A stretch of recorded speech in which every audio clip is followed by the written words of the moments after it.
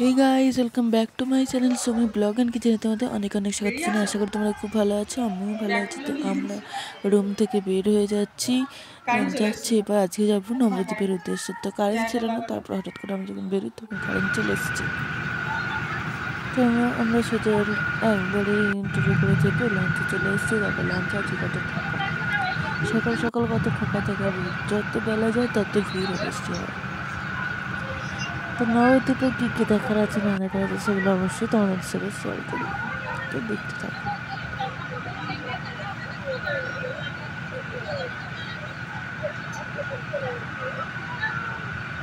আর ওটাতে হেঁটে হেঁটে ওই তো হেঁটে গেল ওই তো ওই জায়গাটা, ওই যে ফাঁকা জায়গাটা, ওই যে এটা নদীটা, এই যে নদী, এই যে এই যে নদী করে ওটা আমাদের ইস্কন দিকে নিয়ে যাচ্ছে সব ফ্রিতে।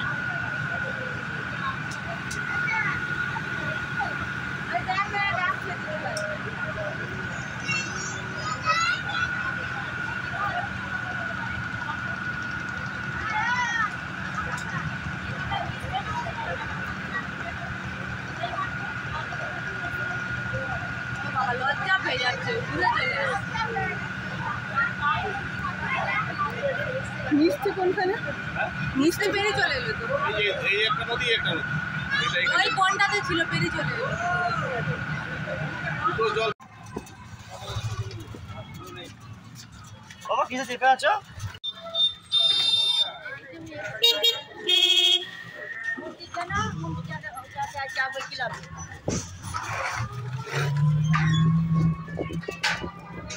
তো নবদ্বীপে ঘাট পেরিয়ে এসে এখানে টোটোগুলোর রেটটা অনেক বলে, তো রেটটা ঠিকঠাক করে নিতে হয়। তারপরে আমরা চলে যাচ্ছি নবদ্বীপে প্রথম যাচ্ছি বিষ্ণুপ্রিয়া মন্দির, কারণ আমাদের বলতেই ভুলে যায় গৌরাঙ্গ মহাপ্রভুর মন্দির না বলে বিষ্ণুপ্রিয়া মন্দির বলেছে তোমাদের দাদা ভাই।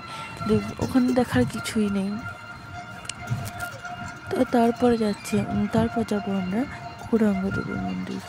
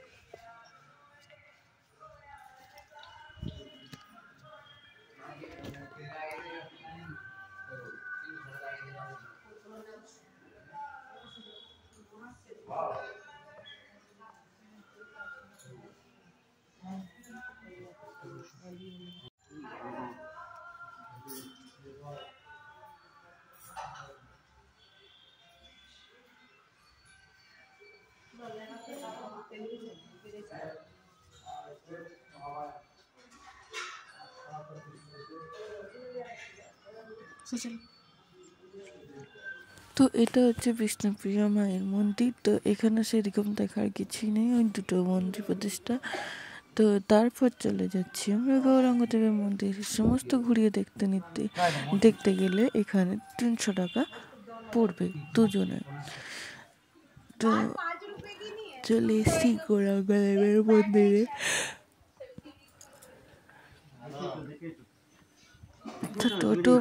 টোটোতে আমরা ব্যাগ জুতো সব খুলে দিয়ে গেছিলাম, কারণ এখানে কি জুতো পাল্টাপাল্টি হয়ে যেতে পারে, নিয়ে নিতে পারে। তার জন্য টোটোতে খুলে রেখে দিয়ে আমরা খালি পায়ে হাঁটছি।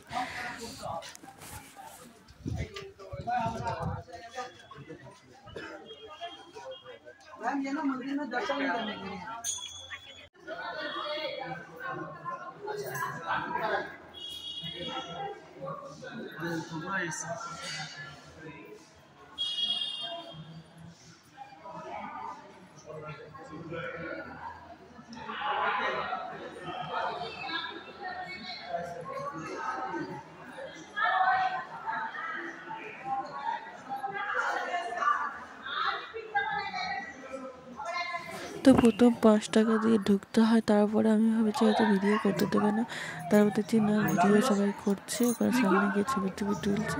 তো আমরাও গেলাম সামনে। তারপর এই যেখানে চরণ যুগল দুটো রেখে টিকিট ছিল, সেইগুলো নাকি মাথায় ঠেকানো যায়।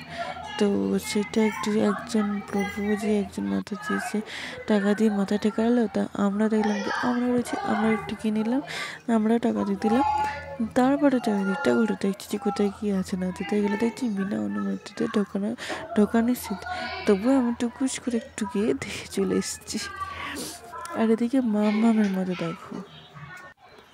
তারপর চলে এসেছি আমরা স্টেশনে। আমরা যখন আসি তখন এটা ব্যান্ডেল কাটোয়া চলে গেল। তো তারপরে তো ওই ট্রেনটা ধরিনি, কারণ মামামকে খাওয়াতে হবে। ট্রেনে বসে সিট পাবো কি না পাবো তার ঠিক নেই, খাওয়াতে পারবো না। তো তার জন্য তো আমরা পরে 12টা 15 ট্রেনটা গেছি। তো ভিডিওটি আমি এখানেই শেষ করছি। যদি কিছু ভালো লেগে থাকে অবশ্যই লাইক করে দিয়ে দেখা হবে নেক্সট ব্লগে। Tata, bye bye.